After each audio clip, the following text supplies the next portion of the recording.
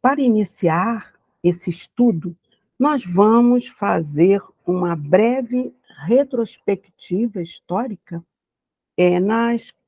na ambiência e condições em que a epístola de Paulo aos Gálatas foi feita, não é? Sabemos que Paulo proclamou a boa nova de Jesus junto aos gentios, ou não hebreus, chamados pagãos, além das fronteiras de Jerusalém, né, que Paulo pregou. Para tal, ele viajou pelo Mediterrâneo, como mostra aí o nosso mapa, não é? Mediterrâneo de sua época, a fim de construir um novo mundo, a partir de nova humanidade moldada pela conduta moral de Jesus, o tipo mais perfeito que habitou entre nós, nosso guia e modelo. Nessa ocasião, Paulo passou pela Galácia, como a gente vê aí no mapa, tá? Província do Império Romano, na Anatólia Central, da Ásia Menor. Hoje, a moderna Turquia, tá bom? E quem foram, meus irmãos? Os Gálatas. Os Gálatas foram um povo celta que no século III a.C. migraram da região da Gália para a Ásia Menor. Enfrentaram alguns problemas ali e acabaram se estabelecendo na Capadócia, que depois passou a chamar-se Galácia. A carta de Paulo aos Gálatas vai nos ensinar que a justificação é pela fé.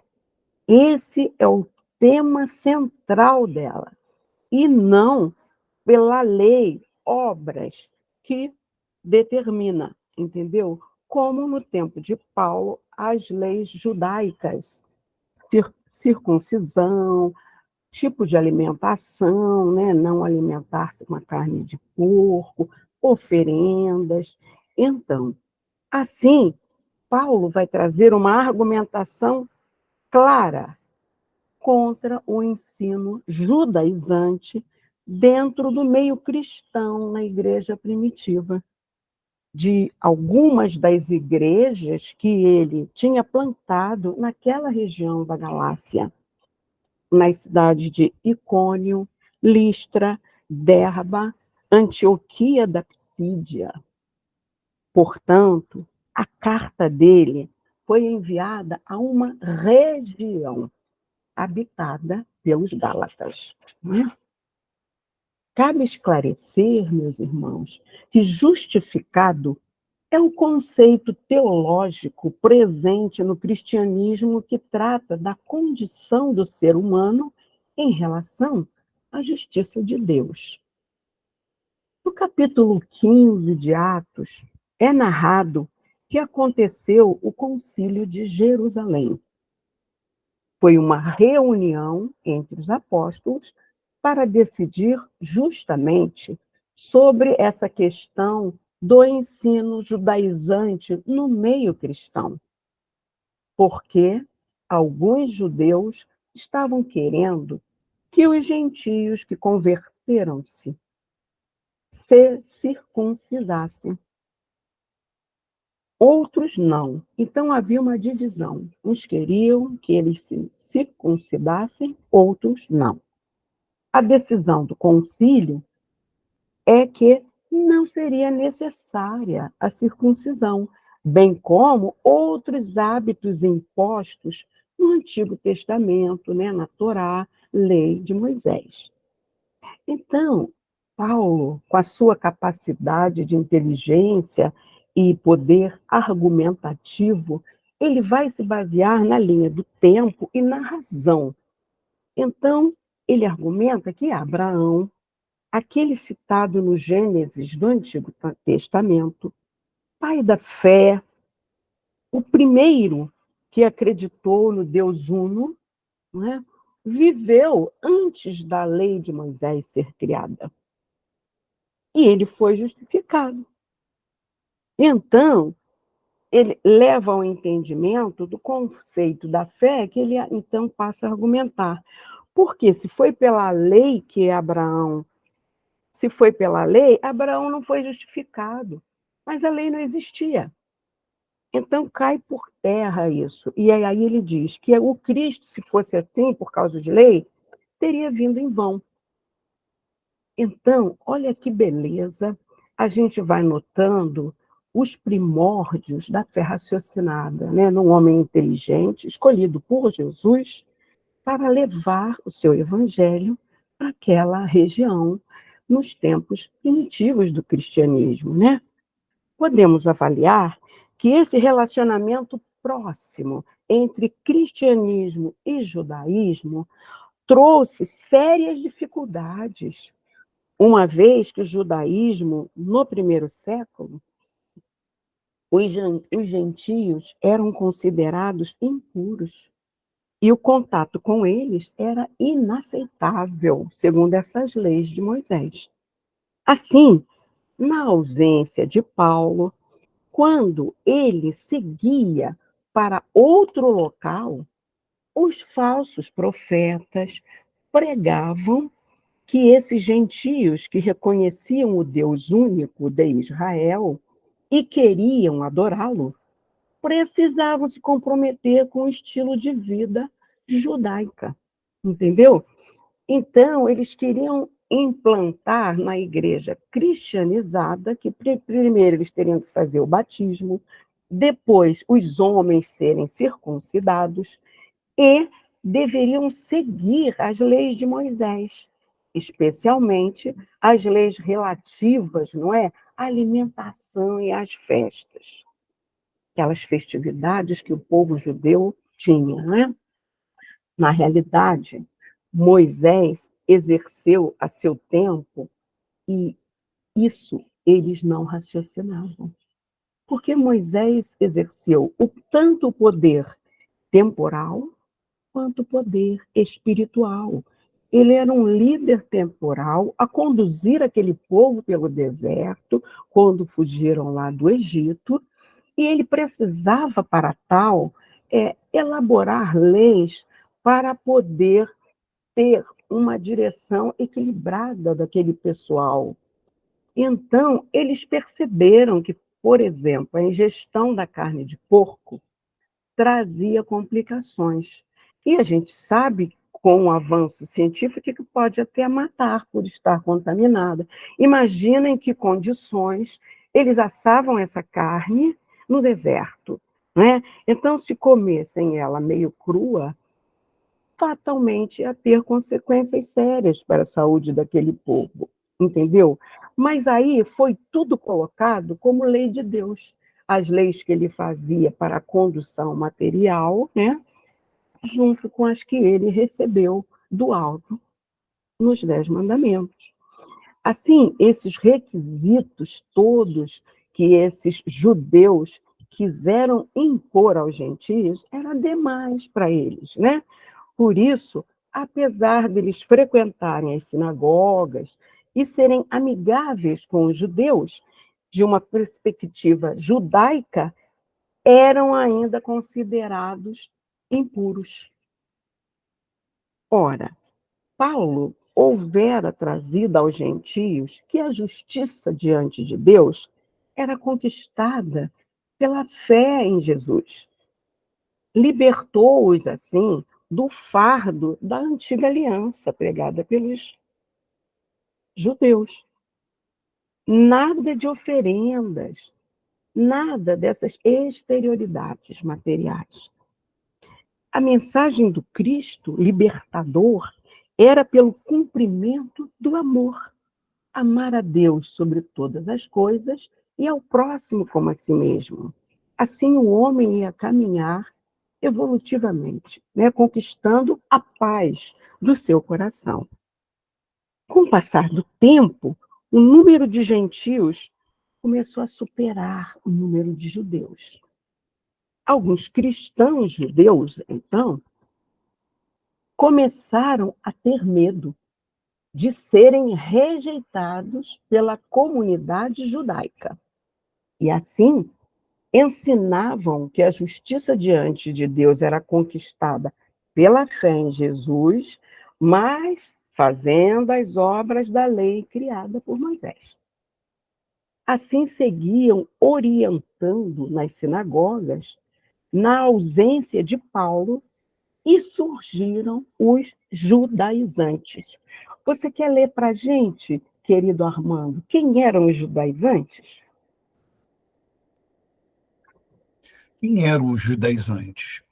Os cristãos judaizantes são aqueles de origem não judaica que procuraram obedecer aos rituais da Torá, que a maioria dos cristãos já havia abandonado. Então, meus irmãos, quando Paulo foi informado a esse respeito, imaginem o seu estado emocional. Ele que fora perseguido, apedrejado, não é? E jogado no monturo por revelar essa boa nova do mestre, e mesmo assim, depois de todo esse trabalho e maus tratos sofridos, ele perseverou na sua missão, dando testemunho inequívoco para aquele gentio da fé que ele pregava. E aí ele vendo, naquele momento, o seu trabalho sendo minado por esses falsos profetas, não é? Como no tempo dele não havia e-mail, né? Ele escreve a epístola aos Gálatas e imprime indignação quando escreve essa carta, não é? A epístola aos Gálatas, ela é o 9º livro do Novo Testamento da Bíblia. E provavelmente é a primeira carta que o apóstolo Paulo redigiu aos cristãos. Essa carta exerceu enorme influência na história do cristianismo, no desenvolvimento da teologia cristã e no estudo do apóstolo Paulo, o nosso querido mentor do nosso grupo, né? Já existiu discussão que Paulo não seria o seu autor entre os teólogos. Alguns afirmam que a primeira carta de Paulo é essa, outros não, dizem que foi da Tessalônia. Nela, Paulo menciona um grupo de colaboradores, mas o ensino e a teologia da mesma demonstram que foi Paulo o autor imediato desta carta. Nesse slide aí, nós temos a foto original dos pergaminhos originais dessa epístola que Paulo escreveu aos Gálatas. Você pode ler para a gente, querido Armando, esse conteúdo aí que o Vidal colocou tão bem separadinho? Sim. Conteúdo. O capítulo 1 vai falar sobre os versículos 1 ao 5º, sobre o prefácio e saudação. Já os versículos 6 ao 17, a inconstância dos Gálatas, Paulo defende a sua autoridade. Nos versículos 18 e 24, Paulo visita Jerusalém, Síria e a Cilícia. No capítulo 2, versículos 1 ao 10, a autoridade de Paulo é reconhecida em Jerusalém. Nos versículos 11 ao 21, Paulo repreende a Pedro, o homem justificado pela fé em Cristo Jesus. Vamos então agora, Armando, iniciar a leitura dessa carta.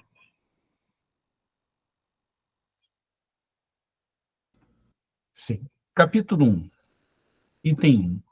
Paulo, apóstolo, enviado, não da parte de homens, nem por meio de pessoa alguma, mas por Jesus Cristo e por Deus Pai, que o ressuscitou dos mortos. Item 2. E todos os irmãos que estão comigo, as igrejas da Galácia. Item 3. A vocês, graça e paz da parte de Deus, nosso Pai, e do Senhor Jesus Cristo. Vamos dar uma paradinha para a gente fazer comentário acerca desses primeiros versículos. Então, meus irmãos, Paulo vai iniciar a carta dando um tom de autoridade. Eu sou apóstolo e não fui escolhido por homens, mas o próprio Deus me escolheu. Entendeu? Ele vai contrapor nesta carta o ensino judaizante empregado aos cristãos na sua ausência. Talvez ali até mesmo confrontando quem estava trazendo esse ensino. Eu sou um apóstolo escolhido por Deus. E esses que estão ensinando por aí, quem são? Assim, ele se remetia ao encontro com Jesus, não é? Na estrada que ligava Jerusalém a Damasco. Vamos avançar o slide, Itamar, por gentileza?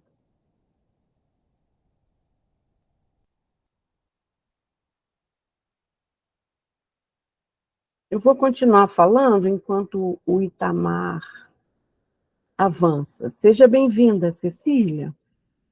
Bom, nesse caminho da estrada de Damasco, vamos lembrar que Paulo, por ele seguia para prender os seguidores de Jesus e trazê-los prisioneiros, né, para um interrogatório e possível execução, não é verdade?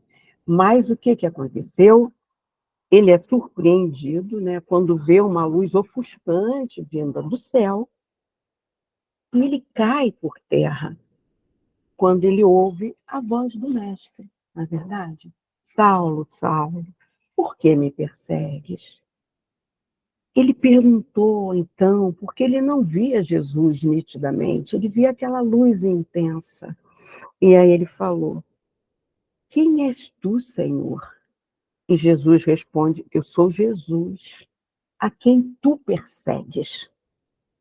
O Senhor, então, meus irmãos, tirou-lhe a visão para que os olhos do seu coração fossem definitivamente abertos.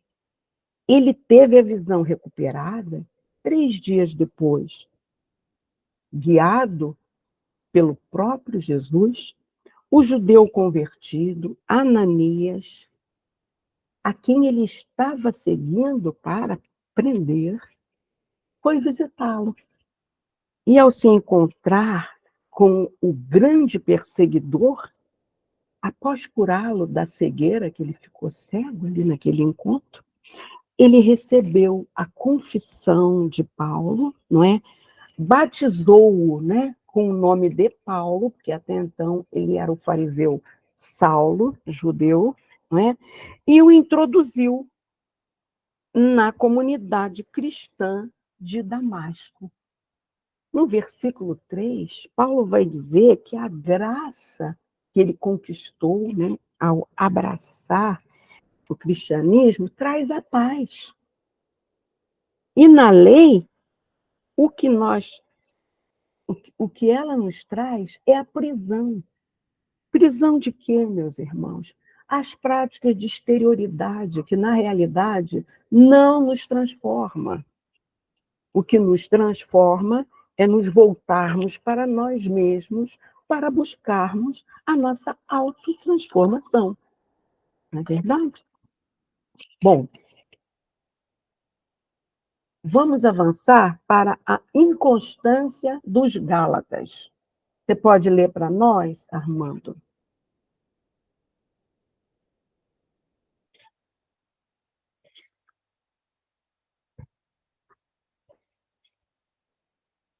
Seu microfone está desligado, Armando. Vamos lá, é o capítulo 2, versículo 1. 14 anos depois, subi novamente a Não, Jerusalém. não, Não?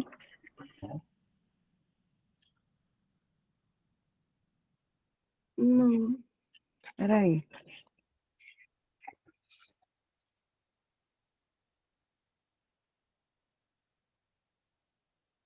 a inconstância dos Gálatas.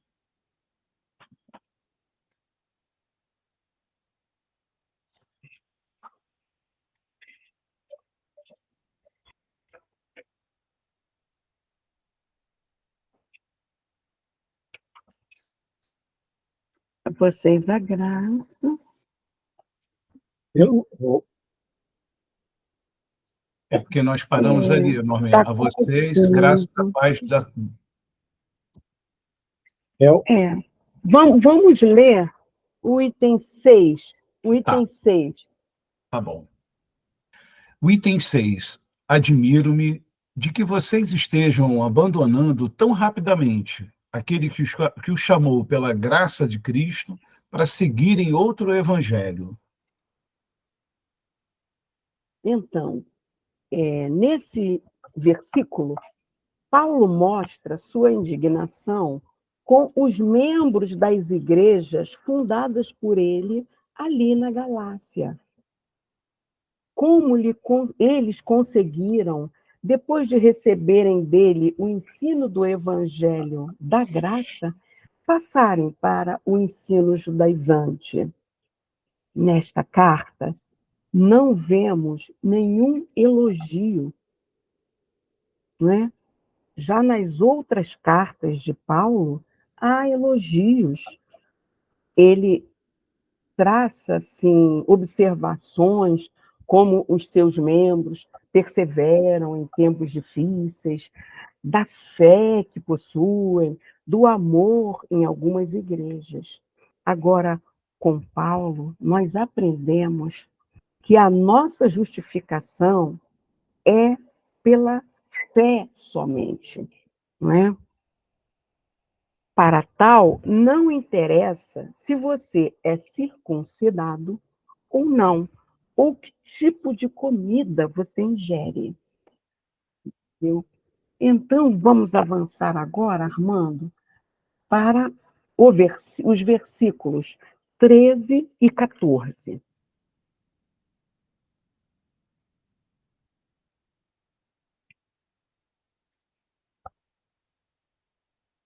Versículo 13.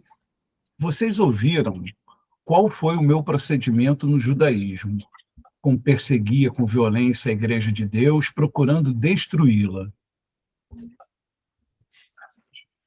E o 14. O 14, versículo 14, no judaísmo, eu superava a maioria dos judeus na minha idade e era extremamente zeloso das traições dos meus antepassados.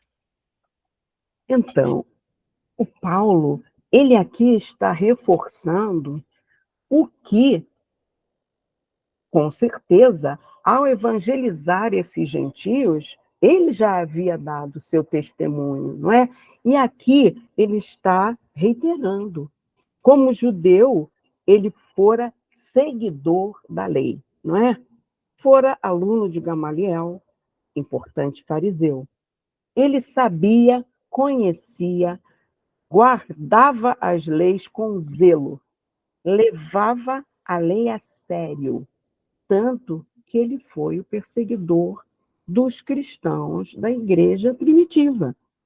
Agora, quando ele vai contradizer esse ensino da lei para os cristãos, ele não está falando de algo que ele desconhecesse, porque ele estudou com profundidade, não é? Ele era um dos escolhidos, né, a ascender à condição de substituir Gamaliel. Então, ele está falando de algo que conheceu, que viveu, porque ele se preparava para ser um rabino. E ele aplicou. Mas, através de um chamado de Deus, lá na estrada de Damasco, né, ele passou a entender que nada daquilo era necessário. Ele tinha autoridade, portanto, para falar do assunto, porque sabia o que estava falando. Porque ele havia vivido na lei e havia sido, depois, alcançado pela graça. Vamos ler o versículo 17, Armando?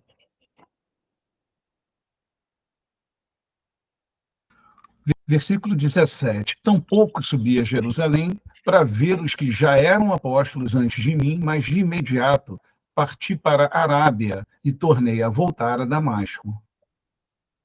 Então, aqui ele faz referência, meus irmãos, aos 3 anos que ele viveu no deserto. Olha como, se a gente observar um pequeno versículo com profundidade, a gente vai entender o que Paulo está se referindo ali, não é? No livro Paulo e Estevão, né, psicografia de Chico Xavier,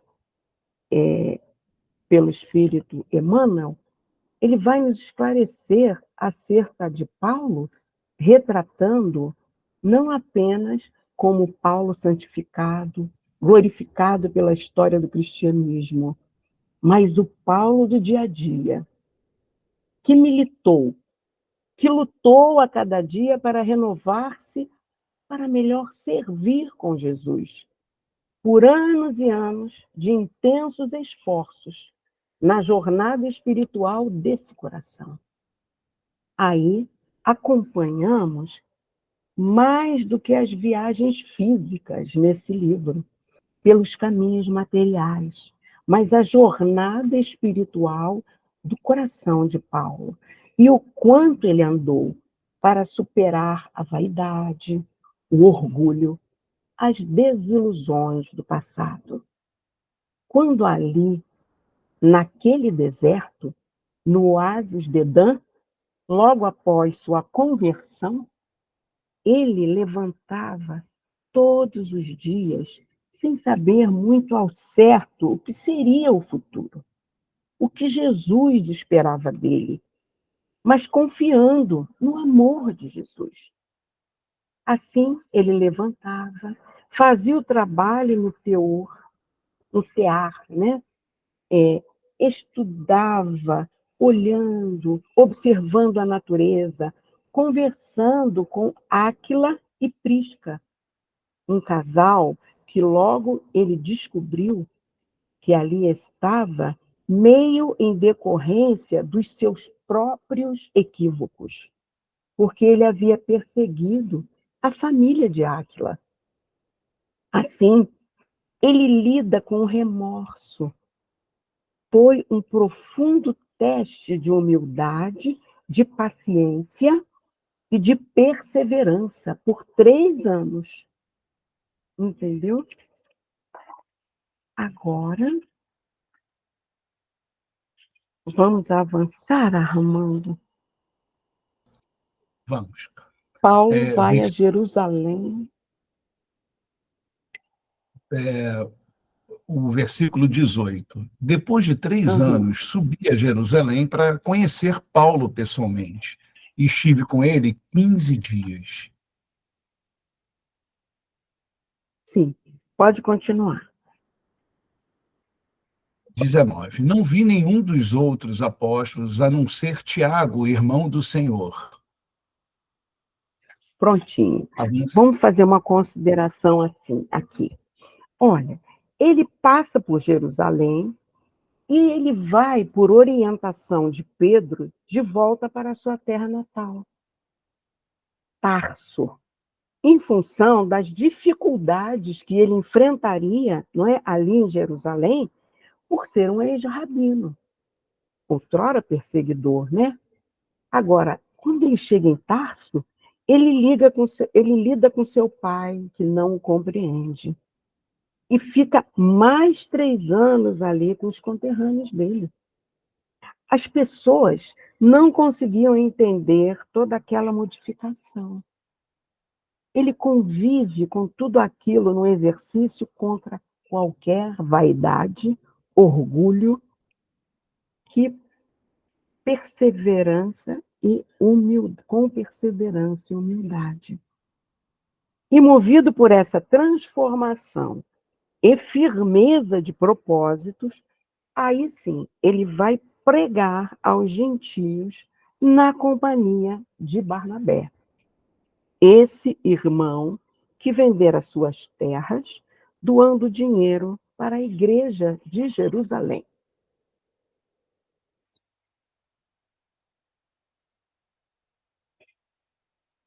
ele, Barnabé, fala, Paulinho.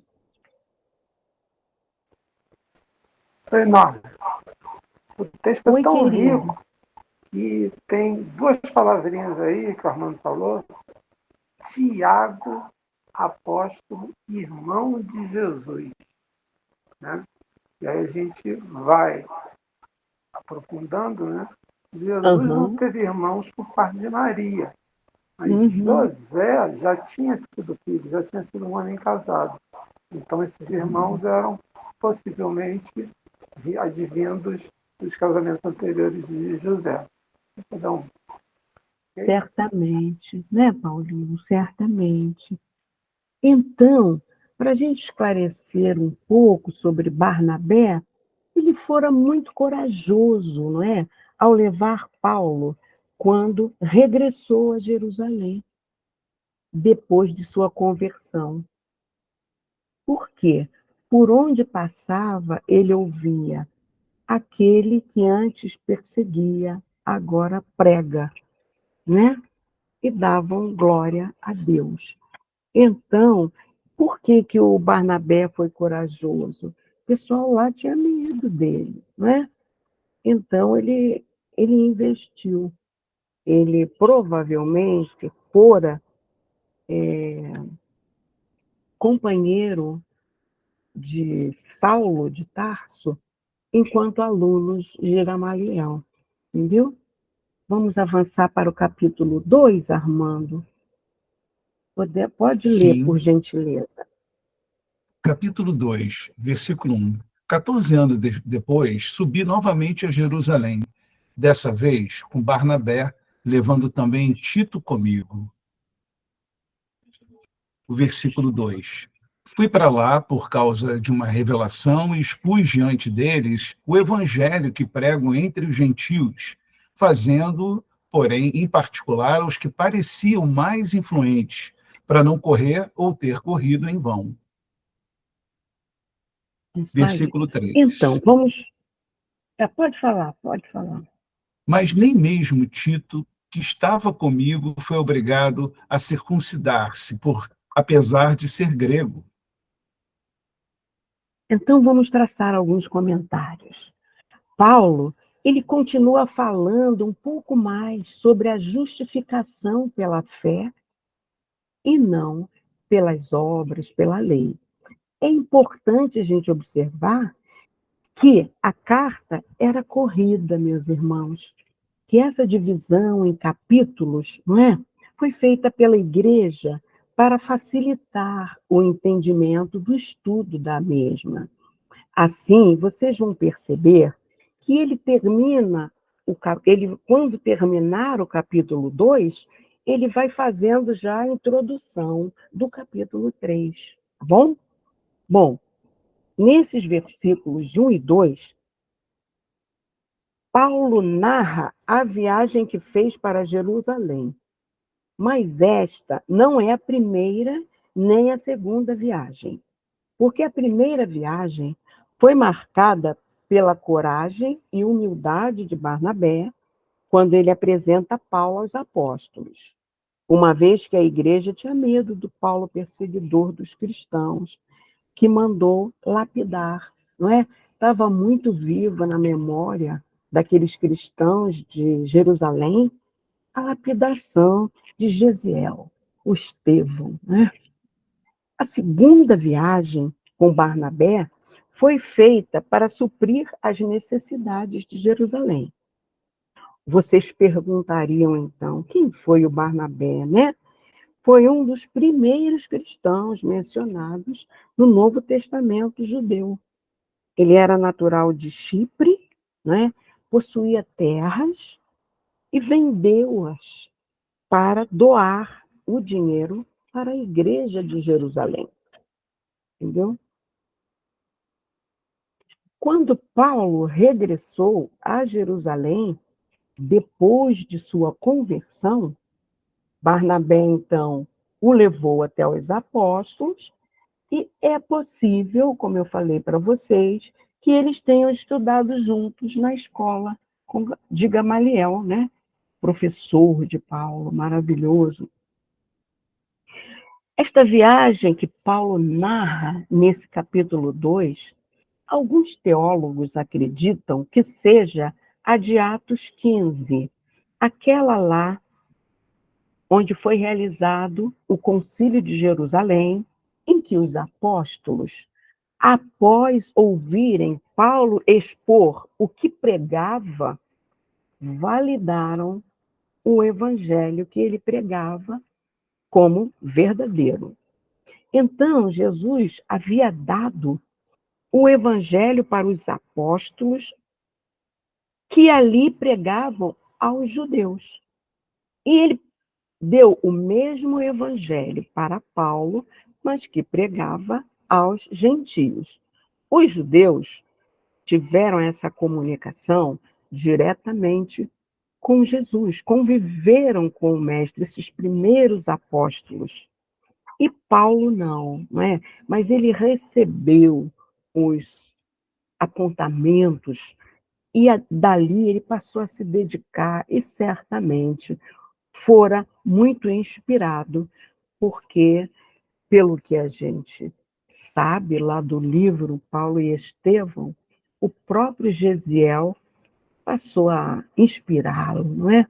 Nessa condução da pregação evangélica. Bom, Jesus havia dado aos dois grupos, então, tanto aos judeus próximos, quanto a Paulo, que estava distante, o que diferenciava era o tipo de pessoas, não é? Para que eles pregavam. Então, dado esse fato, quando os judeus abraçaram que o Paulo pregava um evangelho verdadeiro, qualquer pessoa que acusasse Paulo de estar pregando algo que não fosse o evangelho cairia em descrédito, dada a validação feita por esses apóstolos, não é?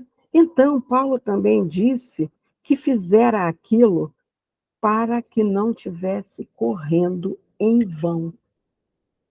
Esta deve ser uma preocupação de todos nós expositores, de todas as pessoas que fazem uso da palavra para divulgar, não é?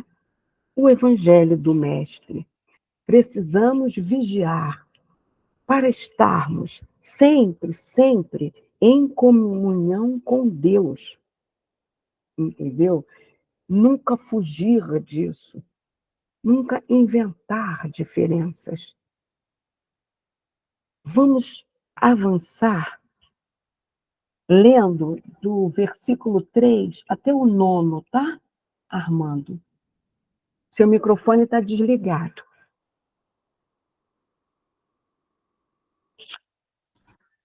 Então, o versículo 3 eu já tinha lido. Eu vou ler do 4 em diante. De Versículo 4 a 4. 1. Isso. Essa questão... pode ler. Essa questão foi levantada Pode, porque querido, alguns pode ler. falsos irmãos infiltraram-se em nós a escravidão. Versículo 5 diz: não nos submetemos a eles nem por um instante, para que a verdade do Evangelho permanecesse com vocês. Versículo 6: quanto aos que pareciam influentes, o que eram então, não faz diferença para mim. Deus não julga pela aparência. Tais homens influentes não me acrescentaram nada. Versículo 7. Pelo contrário, reconheceram que a mim havia sido confiada a pregação do Evangelho aos incircuncisos, assim como a Pedro aos circuncisos. Versículo 8. Pois Deus, que operou por meio de Pedro, como apóstolos aos circuncisos, também operou por meu intermédio para com os gentios. E versículo 9. Reconhecendo a graça que me fora concedida, Tiago, Pedro e João, tidos como colunas, Estenderam a mão direita a mim e a Barnabé em sinal de comunhão. Eles concordaram em que devíamos nos dirigir aos gentios e eles aos circuncisos. Então, meus irmãos, vamos traçar as considerações. Vemos aqui o profundo respeito e admiração que Paulo tinha para com os apóstolos. Além de Paulo reconhecer a autoridade apostólica de Tiago, Pedro e João, ele também fala um pouco sobre a validação que houvera recebido por parte deles e como eles se organizaram. Aqueles apóstolos iriam para os judeus, quando ele fala, né, os circuncisos. E Paulo, né, pregaria aos gentios, os que não eram circuncidados. Assim, Paulo faz várias viagens missionárias para alcançar gentios de diversas partes do Império Romano, da região que eles viviam na época. Vamos pular para o versículo 11, Armando, por gentileza?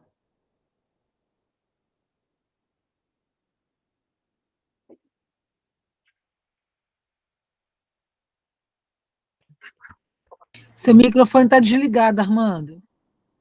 Obrigada.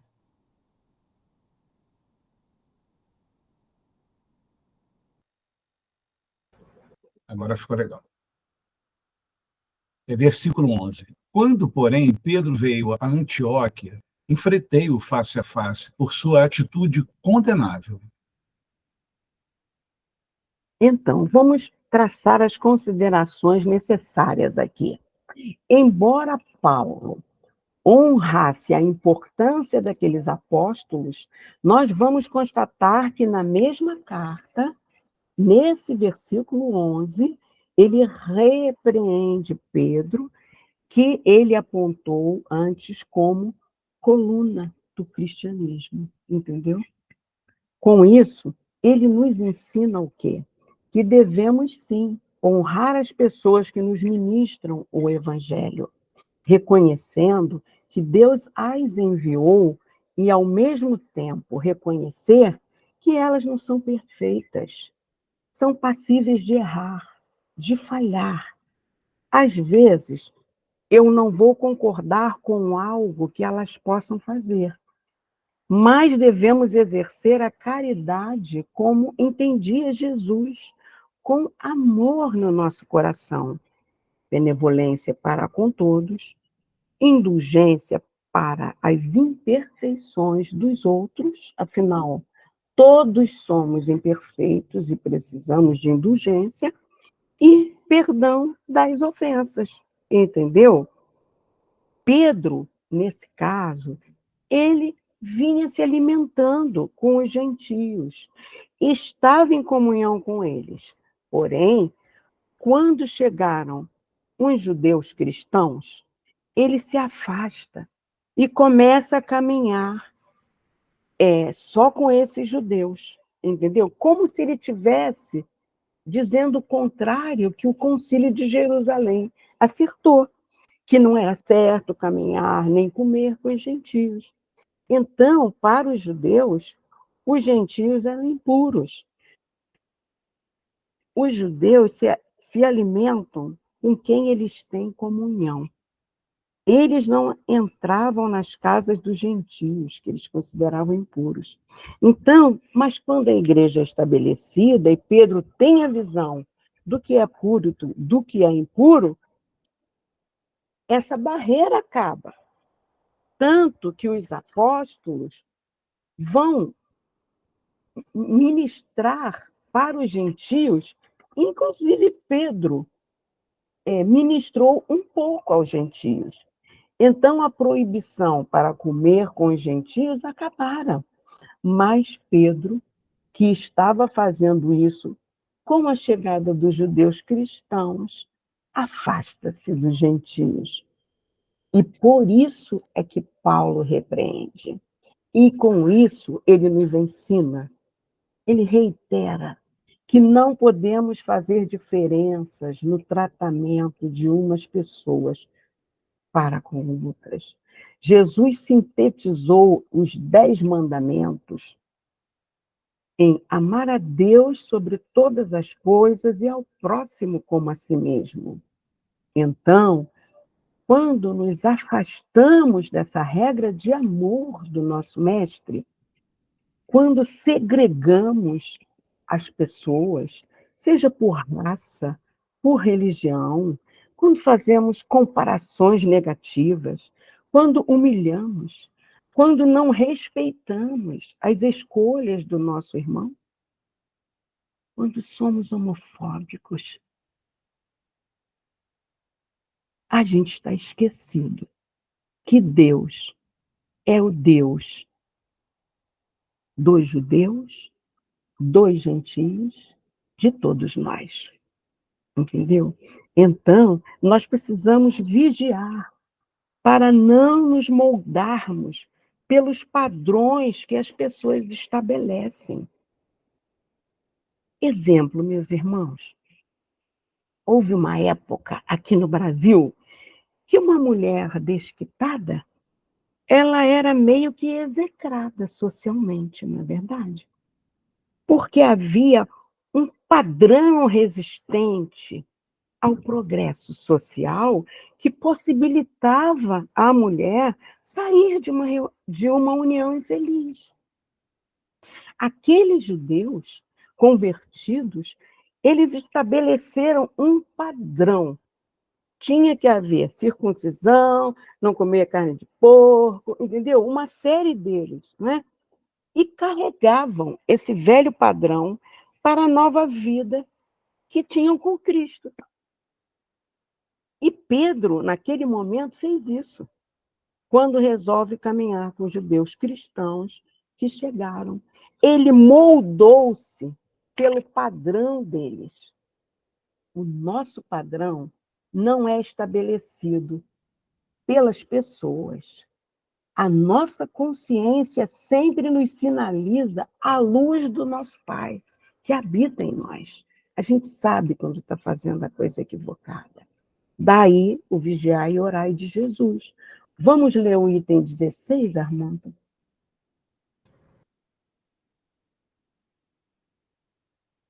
Versículo 16. Sabemos que o ninguém é justificado pela prática da lei, mas mediante a fé em Jesus Cristo. Assim, nós também cremos em Cristo Jesus para sermos justificados pela fé em Cristo, e não pela prática da lei, porque pela prática da lei ninguém será justificado. Então, Paulo é o exemplo dessa justificação pelas escolhas que fez nas estradas da vida, né? Ao optar por caminhar, tendo por bússola norteadora os ensinamentos do Pai que o Mestre exemplificou, ele provou que, com esse seu esforço, todos nós podemos promover o nosso autoconhecimento, mergulhando em nós, para que possamos fazer o nosso autoaperfeiçoamento, não ficar parado lamentando o que fez de errado, mas avançar como Paulo, determinado para fazer o melhor que possa na encarnação, e assim atingirmos a nossa autoiluminação, como ele conquistou. Vamos ler o versículo 20, Armando? Vamos. Fui crucificado com Cristo. Assim, já não sou eu quem vive, mas Cristo vive em mim. A vida que agora vivo no corpo, vivo-a pela fé no Filho de Deus, que me amou e se entregou por mim. E Por no isso, né? versículo 21, não anulo a graça de Deus, pois se a justiça vem pela lei, Cristo morreu inutilmente. É isso aí. Como a gente falou no início, no próximo mês não vai ter, né? Mas em novembro, porque vai ser feriado, dia 12. Mas em novembro a gente vai dar continuidade a isso, com essa argumentação dele, mencionando Abraão. E assim, acreditar que a justificação é conquistada pelas obras da lei, como a gente vem repetindo, circuncisão, cerimônias, rituais, é admitir que Cristo morreu em vão. Ele imolou-se na cruz para nos salvar, nos exemplificando que é o esforço pessoal nosso que nos leva à conquista da autoiluminação. Quando nos voltamos para nos iluminar com a luz de Deus. O que precisamos fazer é crer no nosso guia e modelo, meus irmãos. É isso